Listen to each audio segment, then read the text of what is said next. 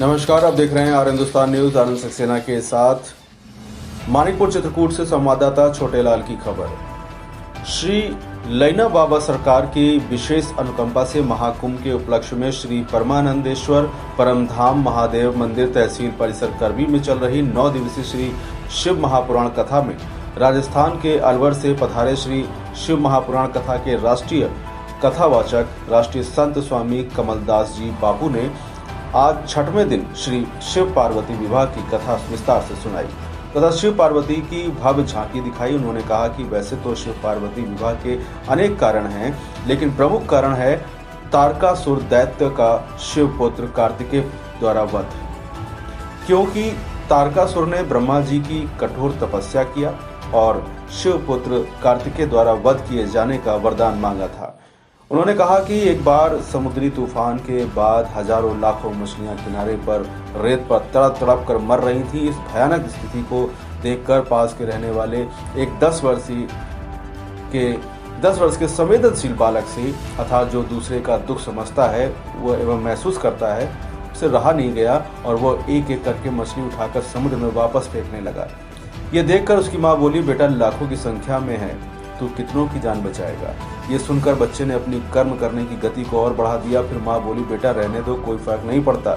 बच्चा रोने लगा और मछली को समुद्र में फेंकते हुए जोर से बोला, माँ इसको तो फर्क पड़ता है। दूसरी मछली को उठाता है और फिर बोलता है, माँ इसको तो फर्क पड़ता है। माँ ने बच्चे को सीने से लगा लिया। लोगों को हमेशा हौसला उम्मीद देने की कोशिश करनी चाहिए। न जाने कब आपकी वजह से किसी की जिंदगी बदल जाए।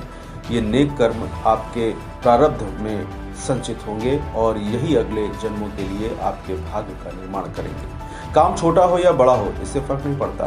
फर्क पड़ता है काम अच्छा है या बुरा, आपकी प्रवृत्तियों को दर्शाता है। संवेदनशील होना ही आपकी दैविक सोच है, जो आपको परलोक सिधारने पर देवलोक ले जाएगी। मनुष्य अपनी प्रवृत्तियों के अनुसार है और परलोक में लोक एवं योनियां प्राप्त करता है। यही शास्त्रों के ज्ञान का निष्कर्ष है। संवेदनशीलता एक दैविक प्रवृत्ति है जो आपको देवलोक ले जाने में सक्षम है। मानव एक बुद्धिमान प्राणी है। जीवन का सत्य आत्मिक कल्याण है, न कि भौतिक सुख।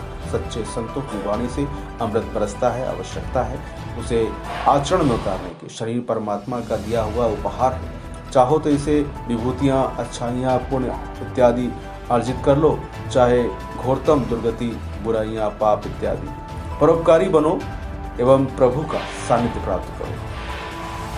कथा में साथ में रहने वाली बापूजी की धर्मपत्नी श्रीमती ज्ञानवती देवी मिश्र ने बताया कि छठवें दिन की कथा सुनने वालों में कथा के मुख्य यजमान अनुसुईया प्रसाद यादव, धर्मपत्नी श्रीमती पूनम यादव, मंदिर महंत विद्यानंद जी महाराज तथा सैकड़ों की संख्या में माताएं बहनें उपस्थित रहीं।